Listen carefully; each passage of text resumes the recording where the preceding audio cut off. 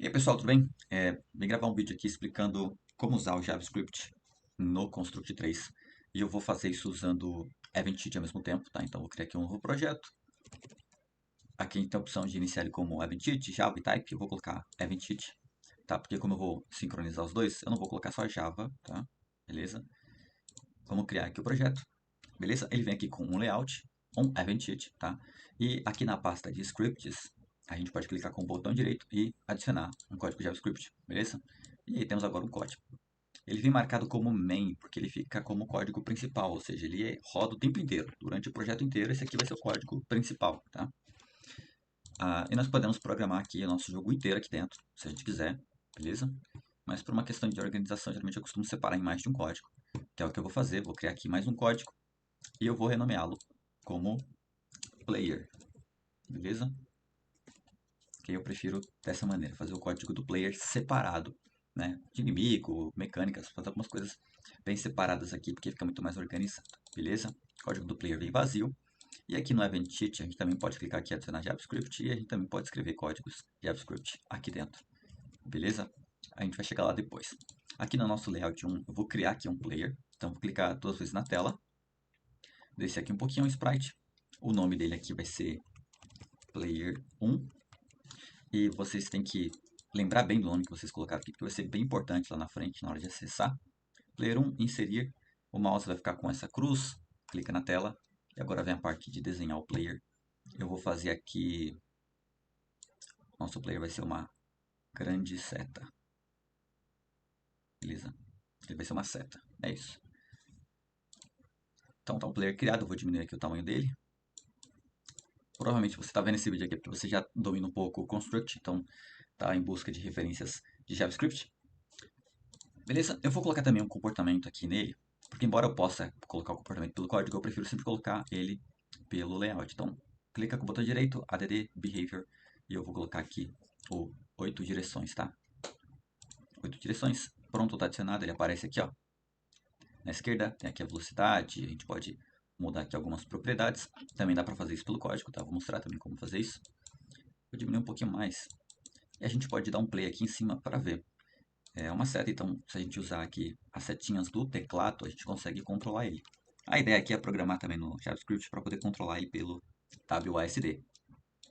Beleza? Então, bora lá. Aqui no código principal a gente tem algumas descrições que são bem importantes. A função tick, que ela roda o tempo inteiro. Temos aqui a função onBeforeProjectStart, tá? Essa função aqui ela executa no primeiro layout, tá? Assim que termina de fazer o carregamento, beleza? As instâncias e objetos estão disponíveis para a gente usar aqui. E aqui no Run on Startup, essa função aqui ela executa antes da fase iniciar. É bom para você carregar servidor, fazer algumas checagens de dados, beleza? Não é tão útil assim para a gente agora. E no começo aqui do código ele mostra que se você quiser importar arquivos ou scripts, aqui em cima usando essa instrução do import, beleza? Eu já vou colocar o nosso player aqui, então vou colocar aqui ó, import, coloca aqui o asterisco, né? A gente não vai precisar importar nenhuma função, a gente vai importar direto o nosso player. Então vou colocar aqui como, vou colocar só P maiúsculo, tá? From, da onde que a gente vai importar. Então a gente coloca aqui o aspas, ponto e barra, porque ele vai acessar o diretório do game, as pastas do game. E o nosso código de JavaScript é player.js, beleza? Coloca ponto e vírgula aqui, e aqui a gente importou o nosso código do player, tá? Esse código que está em branco aqui, a gente importou para o principal. Não significa que importou, agora todo o código do player vai estar rodando. Não vai, tá? Mas a gente importou aqui, ele vai ser importante lá na frente, tá? Então agora vamos para o código do player. O que a gente vai precisar fazer aqui? Eu vou criar aqui uma variável, tá? Então a gente coloca aqui leve, vou colocar let, né? Player, e eu vou colocar que ele vai começar vazio, vai começar nulo, tá? A gente podia usar a variável constante se o nosso personagem fosse algo imutável. Nosso personagem ele não vai mudar ao longo do jogo, mas o que eu quero dizer com o let aqui, no caso do player? É porque o nosso player ele precisa ser um objeto acessado durante a gameplay, certo? Então o jogo precisa iniciar para depois acessar o player. Então não tem como a gente dizer que ele não vai mudar, porque na hora que acessar ali ele vai procurar algum objeto para jogar dentro da variável. É uma baguncinha, mas vocês vão entender depois.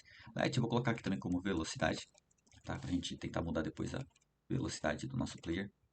Eu vou criar aqui uma função que ela vai ser um export async e player start, certo? Eu vou receber aqui o runtime, tá?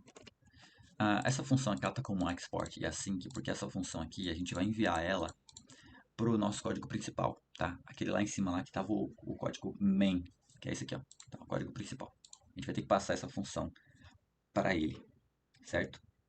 Então, eu esqueci inclusive aqui de colocar aqui, ó, function, tá? Pronto, agora tá certo. Export async function, a gente vai passar essa função para o outro código, então você vai precisar do export. Async, porque ela vai rodar assíncrona, né? Ela não vai precisar de outra função para rodar ao mesmo tempo que ela. E function porque é uma função, tá? Em algumas linguagens você não precisa fazer isso aqui não, você só precisa colocar o export, enfim. Mas aqui é JavaScript, né? Beleza, essa função aqui ela vai funcionar para iniciar o player, certo? Então, no caso aqui, a gente precisa buscar o player assim que o jogo inicia. Eu vou precisar aqui acessar e colocar o player dentro dessa variável aqui. Ó. Então, para isso eu vou colocar player igual a runtime. E esse runtime, ele é a classe que gerencia todo o game, tá? Okay? Na Unity também a gente tem um game object, que é similar a esse aqui, tá? Runtime, ponto, objects, ponto, e aí vamos colocar o player 1. Vocês viram que já apareceu até aqui embaixo, aqui, né? Player 1, né? Beleza. Então acessamos aqui o player 1, ponto, get first instance, parênteses, ponto e vírgula. Esse get first instance, ele vai buscar, assim que a fase iniciar, vai buscar o primeiro, tá? Objeto, que é o player 1, e vai jogar dentro da variável player, beleza? Eu vou colocar aqui um console.log, vou colocar aqui, ó, iniciou o player, beleza? Durante o projeto eu vou colocar vários console.log para a gente ir verificando tá, o funcionamento. Vou voltar aqui para o código principal e aqui no on before project start eu vou tentar iniciar o meu player, tá? Então a gente vai pegar o player que está aqui em cima, né? O P, certo? P ponto player start, parênteses, ponto e vírgula, tá? Lembra de respeitar bem a questão de letra maiúscula e minúscula, porque lá no código do player eu escrevi aqui a player start com P maiúsculo e S maiúsculo. Se você fez como eu, você vai precisar escrever exatamente da mesma forma. Se você mudar aqui, vai ter que mudar, enfim. Só para não dar nenhum problema, tá? Beleza? Vou dar um play aqui. Vai significar que o jogo vai mudar alguma coisa? Não. Mas, se a gente quiser ver o que a gente escreveu lá no console.log, a gente tem que apertar F12. E, vamos lá. Agora ele falou aqui que deu um erro.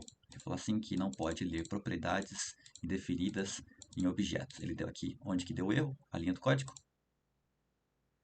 Deixa eu ver que ele... Eita, que bugou tudo. Vamos lá. Ó, agora foi. Ele falou que não conseguiu identificar aqui o objetos. Beleza. Vamos tentar identificar aqui no código o porquê que deu esse erro, tá? Vamos voltar aqui no main. Aqui quando a gente iniciou o player start, eu deixei o parênteses em branco, tá?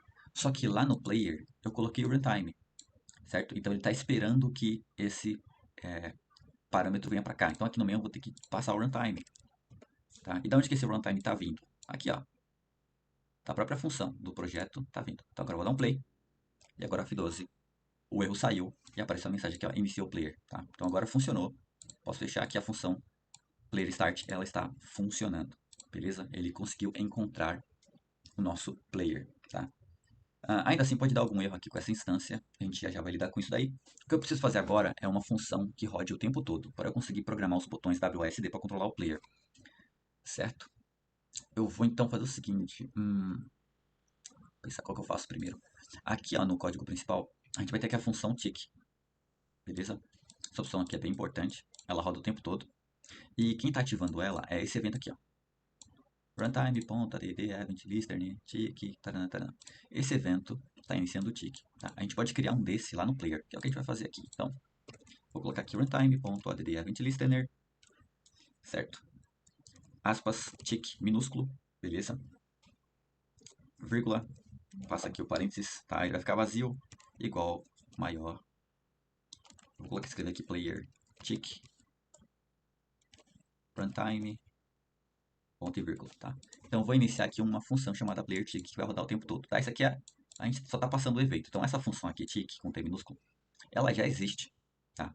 Dentro do projeto, ela já existe. Quando a gente faz isso aqui, ó, a gente está incluindo a função dentro dessa. Digamos que você tentando dar um exemplo aqui. A função baseada em evento, ela funciona da seguinte forma. Na hora que 1 inicia, vou colocar aqui o número 1, inicia, todo número que tiver ligado a 1, digamos que eu tenho o número 2 e o número 3, eles estão ligados ao número 1. Se o 1 iniciou, o 2 e o 3 vão iniciar juntos, ok? Porque é como se eles fossem ligados aqui como iguais a 1. Não sei se ficou fácil de entender isso aqui, mas enfim. Beleza? Então aqui a gente vai precisar criar a função playerTick. Então eu vou colocar aqui function playerTick. Certo? Tentem ao máximo respeitar a questão de letra maiúscula, minúscula, porque isso aqui dá uma dorzinha de cabeça no começo. Então pronto, a função do playerTick, ela está conectada ao tick, igual essa daqui do principal. O tick está aqui, ele está conectado no tick original. Eu vou colocar aqui embaixo um if. Vamos fazer uma pergunta. O que eu vou perguntar? Vou perguntar se o player não existe. Ok. Para que essa linha aqui funciona? Tá? Eu estou perguntando se o player ele não está disponível. Então você coloca aqui o exclamação e player. Tá? Ele vai retornar aqui verdadeiro se o player existir e falso se o player não existir. Eu coloquei aqui um return, que é para não funcionar a função. Então o return ele vai só retornar aqui a função para ativação e não vai acontecer nada. Certo?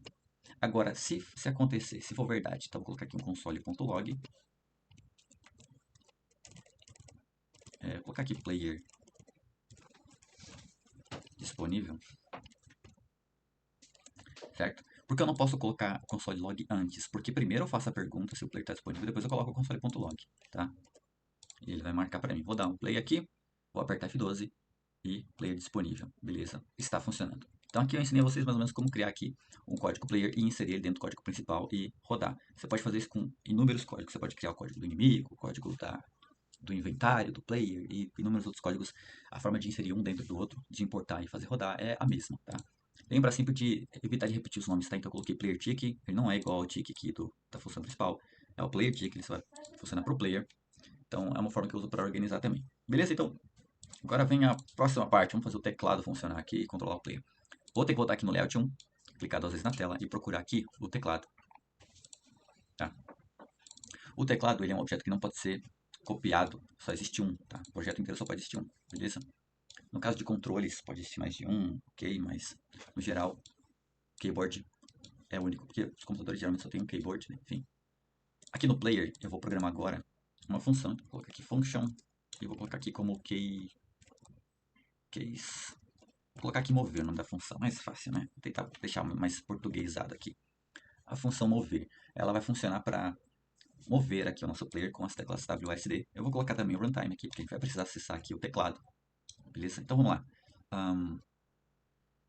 Vou criar aqui uma pergunta. If. Vamos acessar aqui o runtime.keyboard. Certo? Ponto isKeyDown, parênteses e aspas. Tá? Eu estou passando rápido isso aqui, mas vamos lá. Eu estou acessando o runtime, que é aquela classe que controla tudo. Ponto keyboard, tá? Estou acessando o keyboard, tá? Minúsculo mesmo. E o isKeyDown, ele vai perguntar se tem uma tecla pressionada, tá? E aqui no aspas é a tecla que a gente passa. Se você quer passar aqui uma letra, então você coloca key e, por exemplo, letra A, ok? Você coloca aqui as chaves no finalzinho, enter, beleza? Para poder programar o que vai acontecer se essa pergunta for verdadeira. O que vai acontecer se eu apertar a letra A? Vamos lá para testar, console.log, opa, parênteses e aspas, e aí pressionei letra A. Ok. Se eu der um play aqui, apertar a letra A várias vezes, apertar o F12, não apareceu a nossa mensagem do pressionou letra A. Por que não apareceu? Porque, novamente, nós precisamos ativar a função aqui, mover. Tá? Eu só criei a função, ela não está ativa. Então, eu posso vir aqui no player tick, vou descer aqui uma linha, né? Só você apertar o Enter, clicar na última linha, apertar Enter. E vou colocar aqui, ó, mover, parênteses, e lembra de passar o runtime, tá? Beleza? Então, agora eu ativei a função mover dentro do player tick. Vou dar um play, apertar a letra A, F12, e agora aparece aqui, ó, pressionei a letra A. Tem uma outra função muito legal que eu gosto também, que eu posso tirar aqui o console.log, eu vou colocar só um barra barra, que é a função alerta. Então você coloca aqui alert. Ok. Se você pressionou ponto e vírgula no final, vou dar aqui um play. O que vai acontecer? Na hora que eu apertar a letra A, vou apertar 3, 2, 1, aparece essa mensagem na tela. Ok, se você pressionou. Então, ok. E se você apertar de novo, volta o alerta, tá? Então, o alerta é muito legal. Ele é muito legal por causa disso. Você tem como conseguir o retorno dele, né? Se a pessoa apertou. Se não me engano, você consegue colocar aqui um let. Apertou. Tá? Para ele receber se é verdadeiro ou falso, né? Se a pessoa apertou OK. Se não me engano, dá pra fazer assim. Mas, vamos lá. Vou apagar isso aqui. A ideia é fazer o player se mover quando apertar a letra A. Para isso, eu vou ter que acessar o player de novo. Então, a gente tem aqui, ó, o player. Certo? Eu vou subir aqui uma linha que eu vou fazer o seguinte. Eu vou criar uma variável. Ela vai ser constante porque ela não vai mudar. Que vai ser player behavior. Eu vou colocar aqui player 8 direções. Beleza? Player 8 direções. Quando a gente criou o nosso player, eu pedi para vocês colocarem aqui um behavior chamado 8 direções. A gente vai usar ele para conseguir mover o player aqui usando o WSD. Tá? Então, constante player 8 direções. Vamos lá, de novo. Eu não preciso mais acessar o runtime aqui, porque eu posso acessar o player direto. Tá? Como a gente já tem o player aqui no código, não preciso ficar acessando o runtime o tempo todo. Player.behaviors. Ele aparece aqui, ó, 8 direção, só que ele dá um erro. Ok? Porque no JavaScript você não pode colocar o nome de uma função com letra e número junto. Beleza? Então a gente vai precisar aqui colocar aqui o colchetes, aspas simples, ok? Para a gente poder acessar aqui 8 direções. Toda vez que você for acessar aqui uma função que ela tem letra e número, você precisa fazer desse jeito, tá? Meio confuso, mas funciona. Aí agora quando a gente apertar a letra A, a gente vem aqui em player 8 direções, ponto simulate control, para simular um botão, parênteses e aspas, e eu vou colocar aqui left, tudo minúsculo, ponto e vírgula no final, tá? Vamos torcer para tudo aqui tá certo. Vamos dar um play. E agora eu vou testar aqui. Vou apertar a letra A. Pronto, tá funcionando. Apertei o A. Estou movendo meu personagem aqui para a esquerda. Então, primeira letra concluída. Beleza? Para fazer os outros botões, é a mesma coisa. Você vem aqui de novo. If, parênteses, runtime, ponto keyboard, ponto down. Eu recomendo vocês, nesse início, escreverem, tá? Função por função. Para ajudar um pouquinho também na memorização e na agilidade para usar o teclado, tá? Então, player 8 direções, simulate. No simulate, você tem que passar os parâmetros certinhos aqui, ó, right, left, up, down, se não me engano. Se tiverem dúvida, vocês têm que acessar o site do Construct, na documentação. Só que a documentação do Construct é bem ruinzinha, né? Então vamos lá. Vou passar aqui mais um.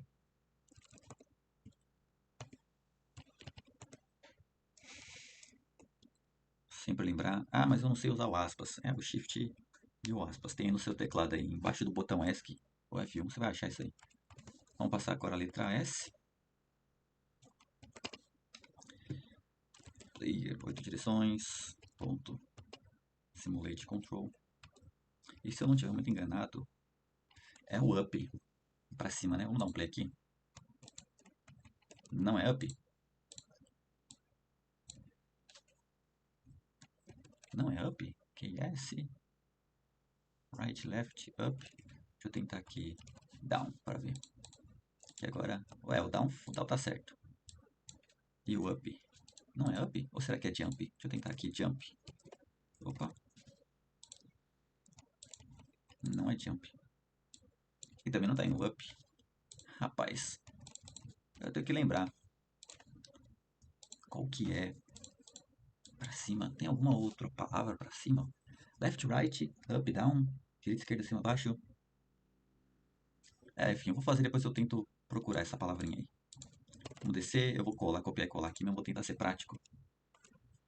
Né? Inclusive eu troquei aqui, né? Não é o S aqui para ir pra cima, é o W, né? O S é pra baixo. Agora vai estar certo. Down. Deixa eu tentar de novo.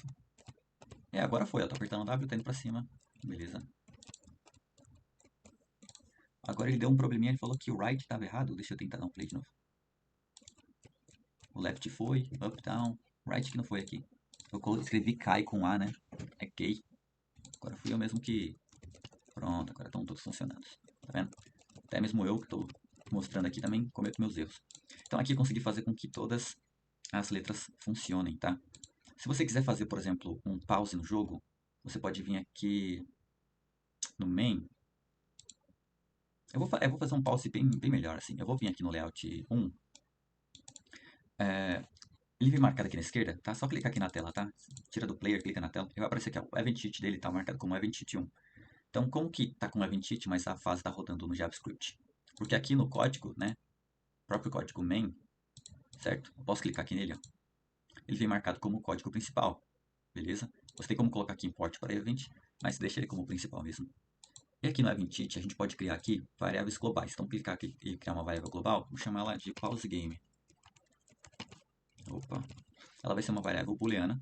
Ela vai funcionar caso o jogo esteja pausado ou não, tá?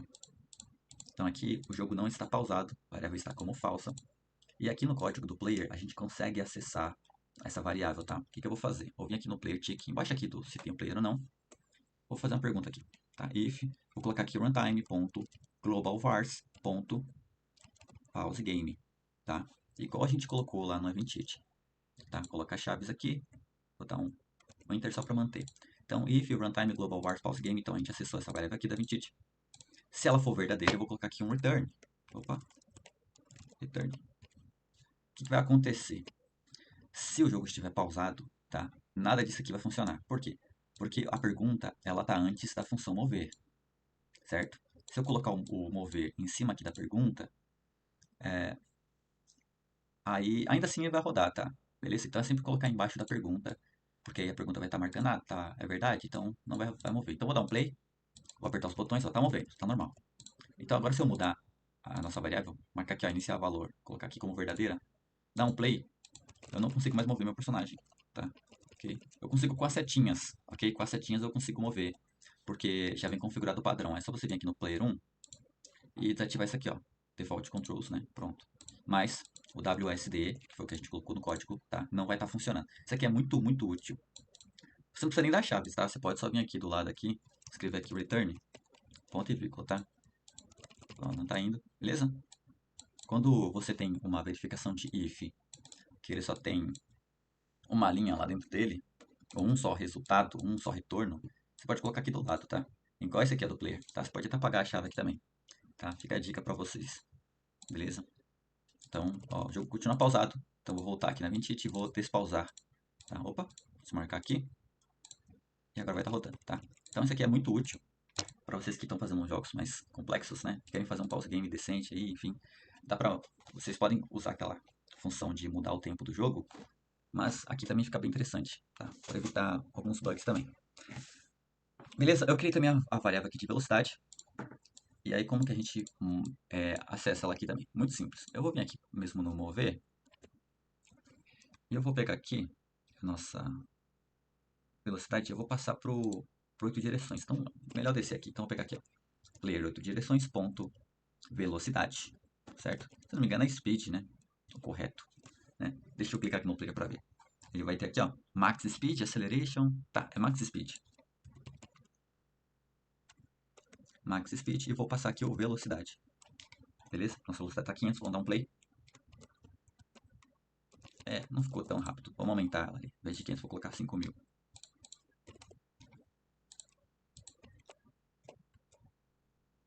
Opa. Agora ficou mais rápido. Beleza. No caso de colocar animações, tudo você consegue acessar aqui pelo código também, tá? Você consegue criar uma animação aqui. Deixa eu tentar pegar aqui no player. Vamos criar aqui uma animação. Fazer aqui uma bolinha. E aqui, vou colocar aqui como seta. Vou até colocar o nome de bola aqui também. Seta e bola. Então temos duas animações aí. Beleza? A gente pode alterar a animação aqui pelo código. Eu vou criar aqui uma nova variável aqui para animação. Ou talvez nem precise tanto assim da variável para animação, né? É porque nesse caso eu queria passar aqui um pouco diferente, mas eu acho que eu vou passar a animação meio direta, né? A gente vai vir aqui no ver. Eu vou colocar o seguinte, quando eu apertar a letra A, então vamos lá, player.animation, e vou colocar aqui seta. Beleza?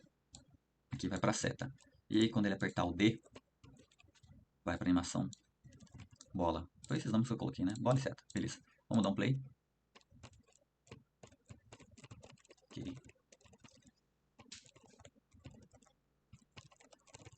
Ele não mudou, tá? Eu não sei se é porque eu errei o nome. Player Animation. Ah, tá. É que eu tenho que colocar aqui na frente set e depois animation, tá? Então cometi esse engano aqui, ó. Set animation. Set. Deixa eu tentar de novo. Acho que agora vai. Vamos dar um play aqui. Ah, agora foi. Pronto. Era só esse detalhe. Set animation e aí consegue mudar a animação. Muito simples. Muito simples. Beleza? Então, esse aqui é uma boa introdução. No Eventide aqui, inclusive. Deixa eu dar um outro parênteses aqui, né? Vamos lá. Digamos que você quer também misturar, colocar código, funções que estão aqui no código para o Eventide, tá? Então, por exemplo, eu vou criar aqui mais uma animação player, ok? Que vai ser aqui, vou colocar aqui a animação como triângulo. Oxi, vai ser Z mesmo. Aqui. Vai ser Z, pronto. O boneco vai ter um desenho de um Z. Foi o que eu escrevi, vai ser isso, vai ser um Z. Eu vou criar um evento aqui na Eventide. System. Cadê? Aqui, quando iniciar a fase, add e vou colocar aqui JavaScript. Eu vou colocar aqui o seguinte, deixa eu pensar, virar Z, certo? Vai estar funcionando já diretamente? Não. Eu preciso exportar essa função aqui, beleza? E lembra como que eu falei para exportar a função? A gente precisa usar o export, etc. Mas eu vou usar o global, que a gente fez na variável, tá? Só que dentro do JavaScript. Então eu vou vir aqui no player, eu vou criar uma nova função aqui. Lembra de não ficar fora da última chave, tá? Então se bem que nem precisa aqui, esse código aqui não tem a chave mestre aqui. Então vamos lá, eu vou criar aqui uma função que ela vai ser global. Então vou colocar aqui global des ponto, era virar z que eu escrevi, né? Virar z, coloquei tudo minúsculo, mas como que eu escrevi aí? Tá, eu coloquei tudo minúsculo e o Z maiúsculo. Virar Z. Vou colocar que ela vai ser uma função.